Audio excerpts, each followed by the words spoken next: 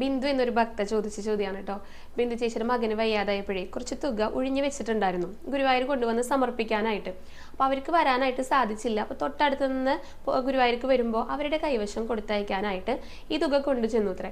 അപ്പോൾ അവർ പറഞ്ഞു അങ്ങനെ ചെയ്യാനായിട്ട് പാടില്ല. അതായത് ഗുരുവായൂർക്ക് വന്നിട്ട് ആരാണോ വഴിപാട് നേർന്നത് അവരുടെ തലയൊഴിഞ്ഞിട്ട് അവിടെ കൊണ്ടുപോയിട്ട് സമർപ്പിക്കണം എന്നുള്ളത്. എന്നാൽ മാത്രമേ ഭഗവാൻ അത് സ്വീകരിക്കുള്ളൂ എന്ന് പറഞ്ഞു അത്രേ. അപ്പോൾ ചേച്ചിക്ക് വിഷമമായിട്ടോ, കാരണം ചേച്ചിക്ക് വരാനായിട്ട് സാധിക്കാത്തതുകൊണ്ടാണ് അവരുടെ കൈവശം കൊടുത്തയക്കാമെന്ന് വിചാരിച്ചത്. അപ്പോൾ അങ്ങനെ കൊടുത്തയക്കുന്നതിൽ ബുദ്ധിമുട്ടുണ്ടോ? തലയ്ക്ക് ഒഴിഞ്ഞ് സമർപ്പിച്ചാൽ മാത്രമേ ഭഗവാൻ അത് സ്വീകരിക്കുള്ളൂ എന്നാണ് ചേച്ചി വിളിച്ച് ചോദിച്ചിട്ടുണ്ടായിരുന്നു കേട്ടോ. അപ്പോൾ അതിനുള്ള ഉത്തരം പറയാം. അങ്ങനെ യാതൊരു വിധ നിർബന്ധവും ഇല്ല കേട്ടോ.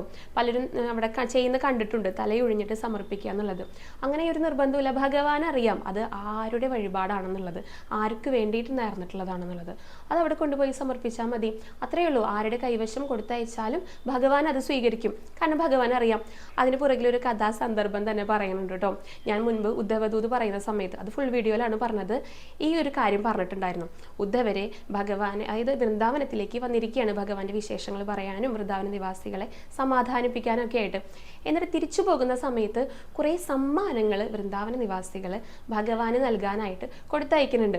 അപ്പോൾ ആദ്യമൊക്കെ ഓരോരുത്തരുടെ പേര് പറഞ്ഞിട്ടാണ് ഉദ്ധവർ വാങ്ങി വെക്കുന്നത്. പിന്നെ പേരൊന്നും ഓർത്ത് വെക്കാൻ സാധിക്കാതെ വന്നപ്പോൾ ആ പച്ചക്കുപ്പായവിട്ട ഗോപൻ അല്ലെങ്കിൽ മഞ്ഞ സാരി എടുത്ത ഗോപിക അങ്ങനെ ഓർത്ത് വെക്കാൻ തുടങ്ങി. അവസാനം അതും പറ്റാതായപ്പോൾ ഉദ്ധവർ പറയുന്നുണ്ട്, നിങ്ങൾ ഈ പേരൊക്കെ ഈ സമ്മാനത്തിൽ എഴുതി വെക്കണില്ലേ ഭഗവാന് തിരിച്ചറിയാനായിട്ട് എന്ന് ചോദിച്ചപ്പോൾ വളരെ പെട്ടെന്നാണ് ഗോപികമാരുടെ അടുത്തുനിന്ന് അതിനുള്ള മറുപടി ലഭിച്ചത്.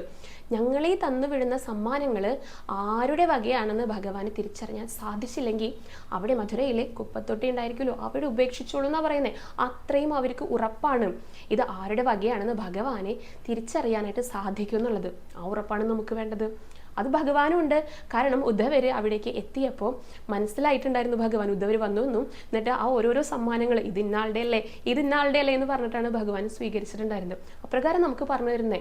അതുകൊണ്ട് യാതൊരു വിധ സംശയവും വേണ്ട കേട്ടോ. നമ്മൾ എന്താണ് സമർപ്പിക്കുന്നതെന്നും അത് ആരുടെ വകയാണെന്നും ഭഗവാന് നന്നായിട്ട് അറിയാം. പിന്നെ ചിലർക്കുള്ള സംശയം കൂടിയാണ് ഇതോടൊപ്പം തന്നെ അത് പറയാമെന്ന് വിചാരിച്ചു. നമ്മൾ നോൺ അഡ്വാൻസ് ഷീട്ടാക്കുന്ന സമയത്ത് പാൽപ്പായസോ അർച്ചനയൊക്കെ ഷീട്ടാക്കുമ്പോൾ പെരുന്നാളൊന്നും വെക്കാറില്ല. അപ്പോഴും ചിലർക്ക് സംശയമാണ്, പെരുന്നാളും വെച്ചില്ലെങ്കിൽ ഭഗവാൻ എങ്ങനെ അത് മനസ്സിലാകുക എന്നുള്ളത്. എല്ലാം ഭഗവാൻ അറിയും. അതിനുള്ള ഉത്തരം തന്നെയാണ് ഈ ഒരു കഥാസന്ദർഭത്തിലൂടെ നമുക്ക് പറഞ്ഞു തരുന്നത്.